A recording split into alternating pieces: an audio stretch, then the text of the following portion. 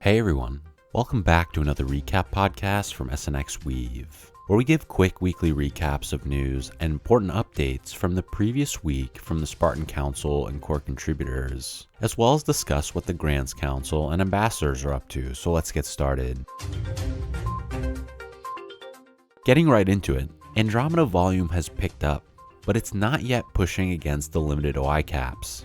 Incentives will be added in the coming weeks for LPs in preparation for OI increases. SIP 354, for the PERPS v3 asymmetric funding rate, is a prerequisite for increasing the open interest caps, but the implementation of this SIP needs changes and is therefore being sent back to the auditor.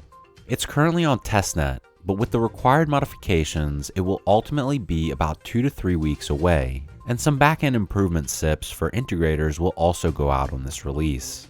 Next, the proposal to launch L1 PERPS is expected to finish its second audit as early as this week. Adam asked if the collateral would be SNX or SUSD, and Caleb clarified that there are two types of collateral being discussed: LP collateral, which will be SNX, and trader collateral, or margin, which will be ETH and wrap staked ETH. The C ratio will still be 500%, and it was explained that this will be a direct import of all the V2 mechanics into V3 with the exception of multi-collateral perps margin, which will mitigate the challenges of traders being unable to get that collateral. There are also a couple of SIP presentations last week, so let's briefly review them. The first was SIP 362 for transaction cost-based rewards in preparation for Ecotone. Presented by Caleb, this SIP proposes putting new gas fee logic in place, which will replace the logic currently implemented under SIP 356. The new implementation would incorporate the necessary changes in transaction costs associated with Optimism's Ecotone upgrade.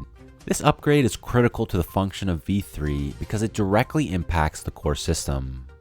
V2 will continue to function without this change, but the keeper fee will not update, so it eventually needs this upgrade to take full advantage of EIP 4844.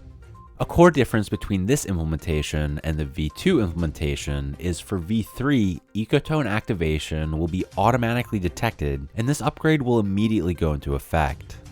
The second presentation of the evening was SIP 2057 to list STX on Synthetics Perps.